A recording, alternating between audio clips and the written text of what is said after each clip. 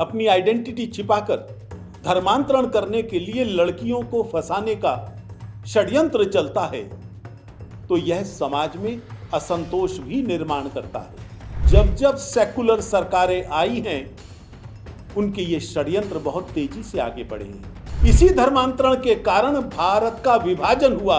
आज हिंदुओं पर जो अत्याचार हो रहे हैं वो भी इसी धर्मांतरण के कारण से। ये बांग्लादेश कभी हिंदुओं की पवित्र भूमि हुआ करता था, लेकिन धर्मांतरण के कारण वहां का मुस्लिम समाज उन पर किए गए सब एहसानों को भूल गया। बांग्लादेश की सरकार भारत के द्वारा हिंदुओं के द्वारा उन पर किए गए एहसानों को भूल चुकी है। अरे भारत ने तो 20,000 सैनिकों का बलिदान दिया है। वो इस्कॉन जिन्होंने कोरोना के समय लाखों लोगों को भोजन कराया था बिना ये परवाह किए कि वो कौन से धर्म के हैं। जो भी एहसान हिंदू समाज ने या भारत ने किए थे, उन सब को भूलकर वहां हिंदुओं पर ऐसा अत्याचार हो रहा है। अजमेर का दरगाह शरीफ हिंदुओं के मेहरबानी से चलता है। उसका इतिहास कौन नहीं जानता, लेकिन वही चिश्ती वहां सेक्स स्कैंडल करेंगे, वही चिश्ती सर तन से जुदा के नारे लगाएंगे, हिंदुओं के टुकड़ों पर पलने वाले हिंदुओं के विरोध में उनका नाश करने के लिए खड़े होंगे। इस देश के आदर्श यदि कोई है तो महाराणा प्रताप है, अकबर नहीं हो सकते। पृथ्वीराज हैं, मोहम्मद गौरी नहीं हो सकता। कोई असमंजस भारत के मुस्लिम समाज को नहीं रखना चाहिए। उन्हें ध्यान रखना चाहिए वो विदेशी आक्रांताओं की औलाद नहीं है। हिंदू विरोधी मानसिकता मेवात की धरती पर पनपती। धर्मांतरण विरोधी कानून हरियाणा में बन चुका है, राजस्थान में बनने जा रहा है। संपूर्ण विश्व के किसी भी मुस्लिम देश में ये अधिकार नहीं है जो भारत के अंदर वक्फ बोर्ड को दिए गए। बाकी देशों में तो वक्फ बोर्ड भी नहीं। 1000 साल पुराना, 1500 साल पुराने मंदिर की संपत्ति, जब इस्लाम का भी जन्म नहीं हुआ था, उस पर अपना दावा पेश कर सकते हैं और कागज दिखाने की भी जरूरत नहीं है। हैदराबाद के एक नेता का नाम आता है। 3000 करोड़ रुपए की वक्फ की संपत्ति पर उस नेता का अवैध कब्जा है। जहां तक संभल का प्रश्न है, मैं उसका श्रेय लेने को तैयार नहीं हूं। उसका श्रेय हिंदू समाज को जाता है। आप सबको नमस्कार। विश्व हिंदू परिषद राजस्थान सरकार का अभिनंदन करती है। उन्होंने समाज की मांग को स्वीकार किया और कैबिनेट की मीटिंग में यह निर्णय लिया कि धर्मांतरण विरोधी कानून लेकर आएंगे। धर्मांतरण की समस्या आज पूरा विश्व इससे त्रस्त है। वास्तव में मानवता के विरुद्ध धर्मांतरण जैसा कोई और अपराध नहीं हो सकता। किसी के धर्म को नीचा कहना और लोगों पर जबरदस्ती या लालच से दबाव देना, उनका धर्मांतरण करने के लिए, धर्म परिवर्तन करने के लिए, मैं समझता हूं इससे अधिक घृणित बात कोई नहीं हो सकती।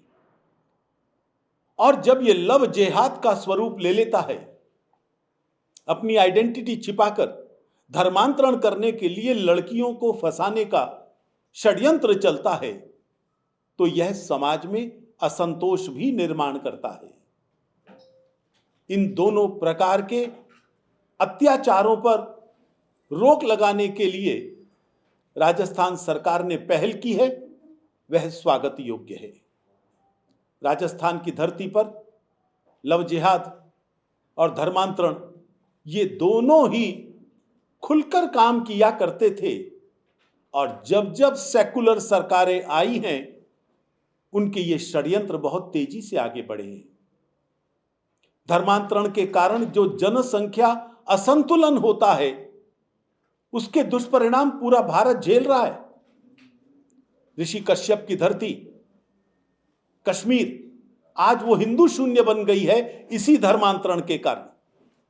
इसी धर्मांतरण के कारण भारत का विभाजन हुआ और भारत में आतंकवाद फैला। हमारे पड़ोसी बांग्लादेश में आज हिंदुओं पर जो अत्याचार हो रहे हैं वो भी इसी धर्मांतरण के कारण से। ये बांग्लादेश कभी हिंदुओं की पवित्र भूमि हुआ करता था। वहां ढाकेश्वरी का शक्तिपीठ है।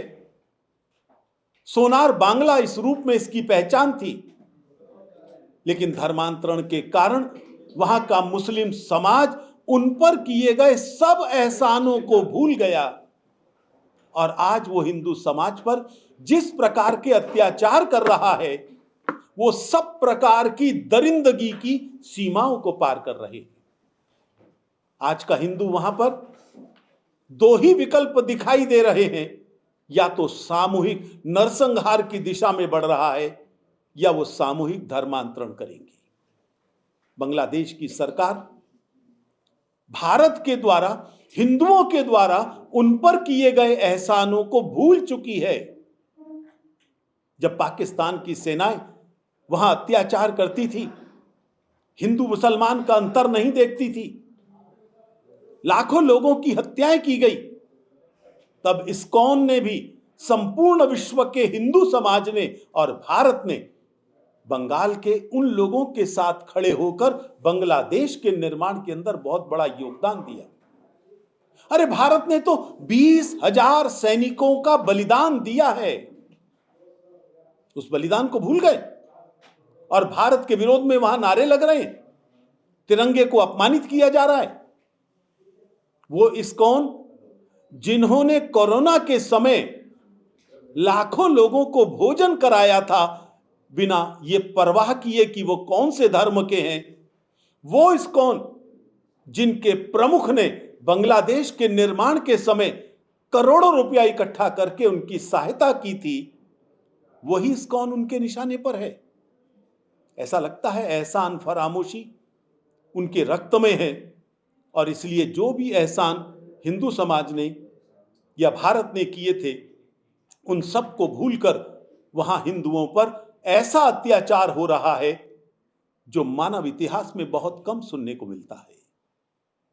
संपूर्ण विश्व का हिंदू आज गुस्से में है।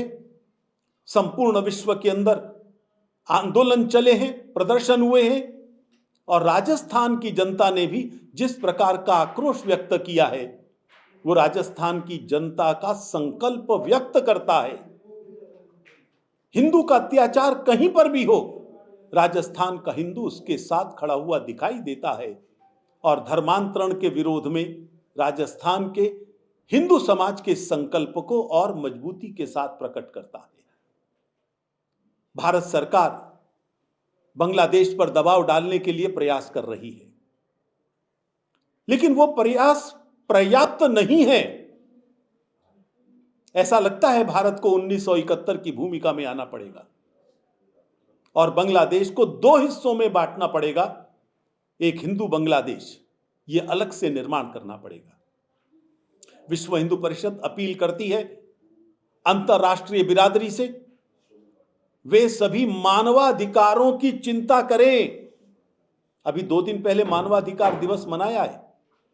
क्या हिंदुओं के मानवाधिकार नहीं होते? मैं अपील करता हूं यूएनओ से। यूएनओ डिफंक्ट बन चुकी है, दिवालिया बन चुकी है, अस्तित्वहीन हो गई है। वो अपने औचित्य को सिद्ध करें। यही समय है, आगे बढ़े, बांग्लादेश पर दबाव डालें। हिंदुओं के विरोध में हो रहे अत्याचार रुकने चाहिए और यदि नहीं रुकते तो पीस कीपिंग फोर्स ये यूएनओ को बांग्लादेश में भेजनी चाहिए, जिसमें भारत की सहभागिता होगी। संपूर्ण देश में करोड़ों की संख्या में आज बांग्लादेशी घुसपैठिए हैं और ये बांग्लादेशी घुसपैठिए भारत के विकास में योगदान नहीं देते।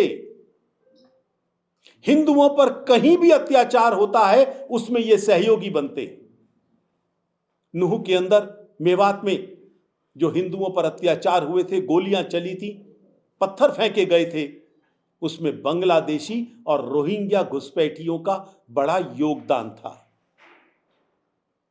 मैं राजस्थान सरकार से अपील करता हूं कि वो राजस्थान में बांग्लादेशी घुसपैठियों की पहचान कराए, उनको राजस्थान से बाहर निकाले।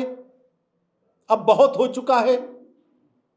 विश्व हिंदू परिषद सरकार का इस मामले में हर प्रकार का सहयोग करने के लिए तैयार है, उनको आइडेंटिफाई करवाने में, उनको बाहर निकलवाने में।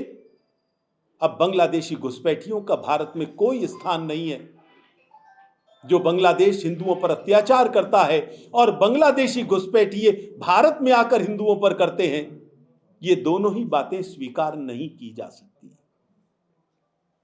पिछले दिनों अजमेर की दरगाह शरीफ पर कुछ जैन संतों ने दावा किया था, यहां जैन मंदिर 2.5 दिन का झोपड़ा, वहां जैन मंदिर के अवशेष देखे जा सकते हैं और पूरे देश के अंदर हिंदू जागरण हो रहा है।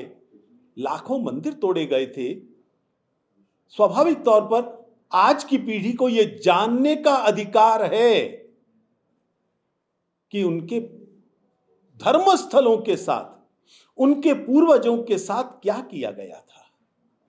केवल सर्वे की ही तो बात है, केवल आइडेंटिफिकेशन की ही तो मांग थी और उसके ऊपर जितना शोर मुस्लिम समाज के कुछ नेताओं ने मचाया वो बहुत दुर्भाग्यपूर्ण है। अजमेर की दरगाह के चिश्ती ने तो सर तन से जुदा के नारे जो पहले लगाए थे उसी को दूसरे शब्दों में रिपीट किया और पूरे देश के अंदर एक प्रकार से गृह युद्ध की धमकी अजमेर की दरगाह शरीफ ने दे दी। अजमेर का दरगाह शरीफ हिंदुओं के मेहरबानी से चलता है, ये सबको ध्यान रखना चाहिए। वो स्वयं कहते हैं यहां आने वाले अधिकांश हिंदू हैं, उसका इतिहास कौन नहीं जानता, लेकिन वही चिश्ती वहां सेक्स स्कैंडल करेंगे, वही चिश्ती सरतन से जुदा के नारे लगाएंगे, हिंदुओं के टुकड़ों पर पलने वाले, हिंदुओं के विरोध में उनका नाश करने के लिए खड़े होंगे। यह स्वीकार नहीं किया जा सकता। मामला कोर्ट में है, उनको न्यायपालिका के निर्णय की प्रतीक्षा करनी चाहिए थी और अब तो सुप्रीम कोर्ट के अंदर विषय चल रहा है। सुप्रीम कोर्ट ने भी आंशिक रोक लगा दी है।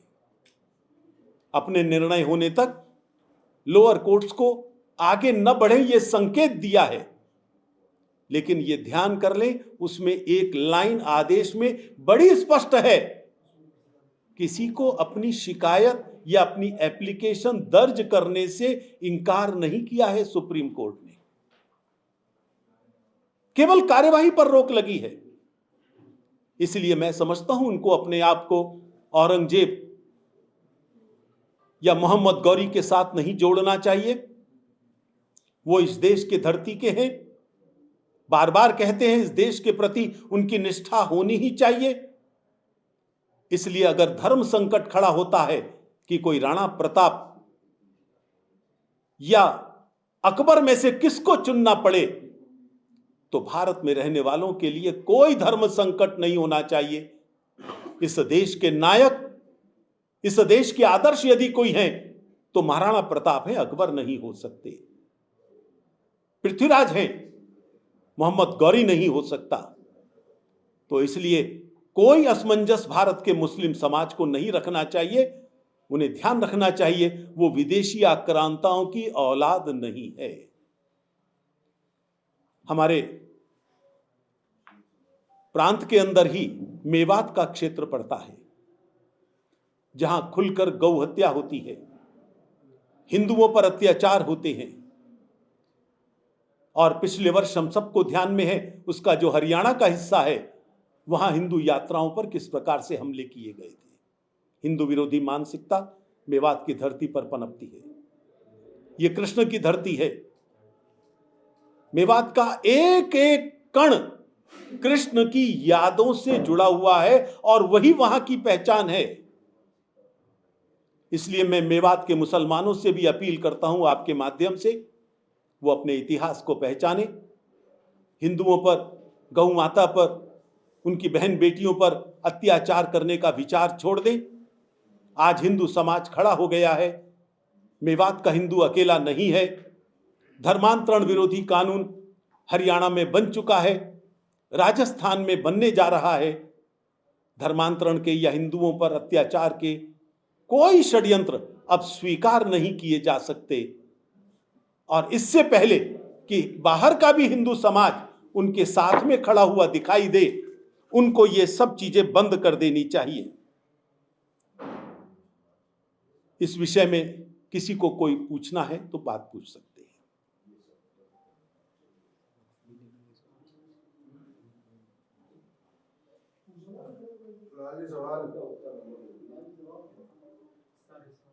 मुस्लिम समाज के अत्याचारों में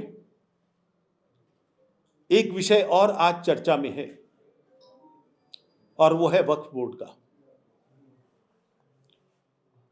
वक्फ बोर्ड लैंड माफिया के तौर पर काम कर रहा है। संपूर्ण विश्व के किसी भी मुस्लिम देश में यह अधिकार नहीं है जो भारत के अंदर वक्फ बोर्ड को दिए गए। बाकी देशों में तो वक्फ बोर्ड भी नहीं है। किसी भी जमीन पर कब्जा कर लें, दावा कर दें कि यह जमीन हमारी है, और वो जमीन उसको खाली करनी पड़ेगी। वो कागज नहीं दिखाएंगे। लेकिन जो 1947 वाला कानून है, जो 1991 में बना था स्टेटस को, उसमें हिंदू समाज को कह दिया गया कि वो 47 के बाद में दावा पेश ना करे, 47 की स्थिति को बरकरार रखे, और वो 1000 साल पुराना, 1500 साल पुराने मंदिर की संपत्ति, जब इस्लाम का भी जन्म नहीं हुआ था, उस पर अपना दावा पेश कर सकते हैं और कागज दिखाने की भी जरूरत नहीं है। यह विरोधाभास भी समाप्त होना चाहिए। जिस प्रकार से जमीनों पर कब्जा वक्फ बोर्ड के द्वारा हो रहा है, सार्वजनिक संपत्ति, हिंदुओं की संपत्ति और यहां तक कि मुस्लिम समाज की भी संपत्तियों पर कब्जा किया गया है। अभी जो रिपोर्ट का एक हिस्सा कि कितनी संपत्तियों पर उन्होंने अवैध रूप से कब्जा किया हुआ है, वो संसद में रखा गया है, वही आंखें चौंकाने वाला है। 1500 साल पुराना मंदिर तमिलनाडु में, और पूरे गांव के ऊपर वक्फ बोर्ड ने दावा पेश कर दिया। आम मुस्लिम समाज को कितना लाभ है, यह विचार का विषय है। लेकिन आज जो तथ्य सामने आ रहे हैं, बड़े बड़े मुस्लिम नेताओं ने करोड़ों की संपत्ति पर वक्फ के नाम से कब्जा किया है। हैदराबाद के एक नेता का नाम आता है। 3000 करोड़ रुपए की वक्फ की संपत्ति पर उस नेता का अवैध कब्जा है। ऐसे बाकी सब नेताओं के भी नाम अब सामने आ रहे हैं। यह गुंडागर्दी रुकनी चाहिए, और मैं आपके माध्यम से भारत के सभी दलों के सांसदों से निवेदन करता हूं, मामला जेपीसी के अंदर है, और जैसे ही लोकसभा में आए, आप सब लोग वक्फ की इस गुंडागर्दी पर रोक लगाएं, और जो संशोधन उसमें किए जा रहे हैं उनका स्वागत करें, और देश के मुस्लिम समाज को, देश के हिंदू समाज को चैन की सांस जीने का मौका दें। सर, आपने यूएनओ से तो रिक्वेस्ट कर दी कि बांग्लादेश में पीस कीपिंग फोर्स भेजी जाए, लेकिन अपनी ही केंद्र सरकार पर कोई फोर्स नहीं कर पा रही कि वो कोई बड़ा एक्शन उस तरफ ले। मैंने वो संकेत, आप लोगों की कोशिश का नतीजा है कि संबल में जो मंदिर था वो 46 साल बाद खुल गया है। ये आप लोगों की कोशिश थी। यदि आप प्रेशर बनाएंगे तो केंद्र सरकार और ढंग से कर सकती है ना। हिंदुओं की बात है, सरकार आपकी है, वहां तो कुछ बोल नहीं रहे। जहां तक संभल का प्रश्न है, मैं उसका श्रेय लेने को तैयार नहीं हूं। उसका श्रेय हिंदू समाज को जाता है। आज हिंदू जागरूक हो गया है, अपने अधिकारों को प्राप्त करना चाहता है, और इसलिए उसे विश्व हिंदू परिषद के साथ की भी जरूरत नहीं है। अजमेर की दरगाह शरीफ में हम नहीं गए थे, समाज गया था। नंबर 2, मैंने आपको कहा कि केंद्र सरकार प्रयास कर रही है, लेकिन वो पर्याप्त नहीं है। उनके कूटनीतिक प्रयास बहुत बड़ी मात्रा में किए जा रहे हैं। 1947 के बाद ये हिंदुओं पर चौथा बड़ा हमला है बांग्लादेश में, ये पहला नहीं है। 1964 में तो लाखों हिंदू मार दिए गए थे, तब की सरकारें शांत रहती थी। आज भी कोई सेक्युलर पार्टी जो पैलेस्टाइन के समर्थन में जुलूस निकालते थे, वो बांग्लादेशी हिंदुओं के बारे में एक शब्द नहीं बोलते। और इसलिए कूटनीतिक प्रयास सरकार कर रही है, विदेश सचिव को भी भेजा। परिणाम लाएंगे ये मुझे उम्मीद है, लेकिन ये पर्याप्त नहीं है और इसलिए भारत सरकार को और कठोर कदम उठाने पर विचार करना चाहिए। क्या बांग्लादेश का विभाजन इस मामले का स्थायी समाधान है आपकी नजर में? यही हमको लगता है, क्योंकि मुसलमान सह अस्तित्व में विश्वास नहीं करता और जहां मेजॉरिटी में है वहां तो किसी भी अन्य धर्म के व्यक्ति को एक क्षण के लिए भी सामने नहीं रहने देना चाहता।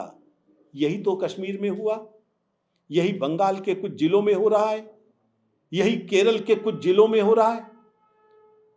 और बंगाल का तो एक लंबा इतिहास हो गया हिंदुओं पर अत्याचार का, और ये अमानवीय अत्याचार अब रुकने ही चाहिए। और इसका इलाज हमको यही लगता है कि बांग्लादेश के उसी तरह दो फाड़ होने चाहिए जैसे पाकिस्तान के हुए थे। यही स्थायी समाधान हमको लगता है। मैं समझता हूं कि आज भी उससे कम कठोर निर्णय नहीं लिए गए होंगे और आगे भी लिए जाएंगे, ये हमारा पूरा विश्वास है।